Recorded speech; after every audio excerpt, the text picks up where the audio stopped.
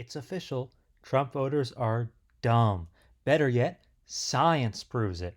According to the quote unquote new research, Trump voters are not the sharpest tools in the box, quips the title of a Salon article. What is this research, you might ask? Well, it's a 2020 journal article in Social Science Quarterly by political scientist Darren Shurkat called Cognitive Sophistication, Religion, and the Trump Vote. This article covers a number of topics, but the attention grabbing parts about cognitive sophistication in the media relate to a specific section, studying quote unquote cognitive sophistication. Ironically, the claims made by people discussing the article, and even the author, about lower quote unquote cognitive sophistication are actually quite uneducated.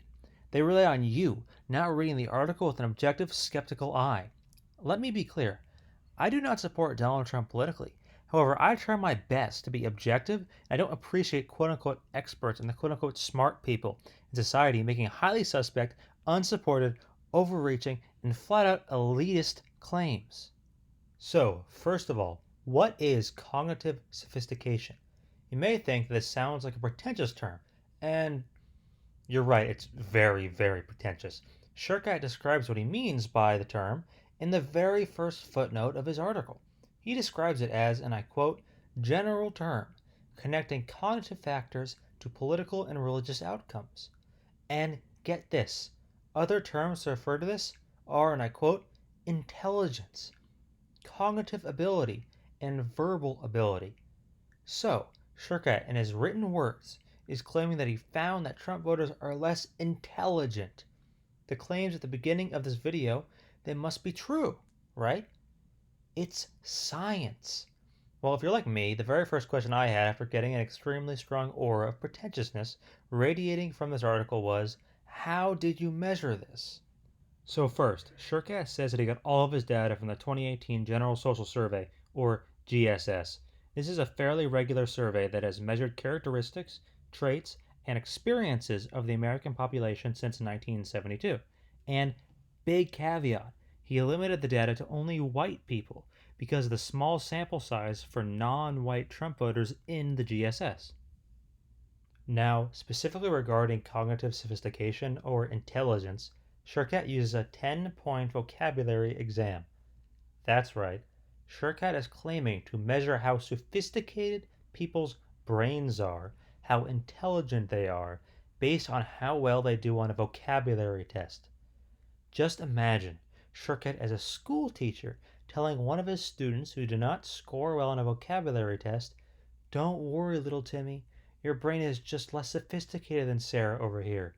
You're just not as intelligent. Timmy could be really good at math or know a whole lot about a bunch of other subjects or skills, but no, his intelligence is measured by this one test. Now, he cites two other studies in a single sentence to justify his reasoning, saying that they show that they sufficiently correlate with other measures of intelligence. First of all, aside from the fact that point 0.6 is actually not a very strong correlation value, correlation does not mean at all that you can say a high vocabulary test score means you are more intelligent. That is Statistics 101. But instead of leaving my analysis here, I thought that I would check out Shurkat's two sources to see if and how they back up his usage of the vocabulary test to measure intelligence. Interestingly enough, Shurkat does not cite any specific pages in either of these two sources, so I examined both of them overall. So, the first source is a 1997 journal article called Verbal Ability and Socioeconomic Success, a Trend Analysis. This analysis actually focuses on addressing and rebutting a claim made in a famous book for academics, The Bell Curve, that cognitive ability has become the key factor for socioeconomic success, meaning smarter people are richer, dumber people are poorer. How does this relate to the vocabulary test? Well, the authors use the test as part of their analysis. I'm not going to explain all their findings, as that is beside the point. However, I'm going to show what they said about the test itself. The authors specifically say that the test measures verbal ability, and it is weak enough to preclude definitive conclusions due to its brevity and narrow content. Remember, it's a 10-word test. The authors also remind readers that they have tried to avoid making, and I quote, sweeping speculations and predictions about the changing role of cognitive ability. Now, again, the authors are writing this in the context of the bell curves book arguments. But I would argue that we should also be careful in making sweeping statements about cognitive ability based on a 10-point vocabulary test. Now, this 1997 article cites other studies showing that high vocabulary test scores correlate with higher scores on other sit down exams, such as the Army General Classification Test and the Wechsler Adult Intelligence Scale. Now, the article also shows that white respondents scored better on the vocabulary test than black respondents. While Shurkat only conveniently looks at white people in his study, his reasoning would lead us to conclude that white people are more intelligent than black people. Now, I would say that that would be a racist statement without much empirical basis. Maybe people with more resources, better schooling, and the like are more likely to do well in a sit down exam, such as a vocabulary test.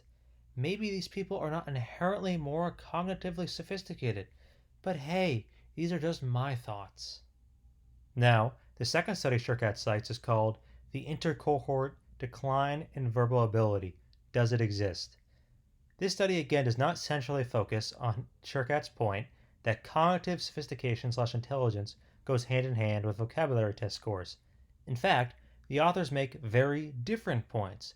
The authors say, and I quote, "It is apparent that intelligence comprises a variety of cognitive skills, that those skills must be assessed differently, and that individuals differ both within and across abilities."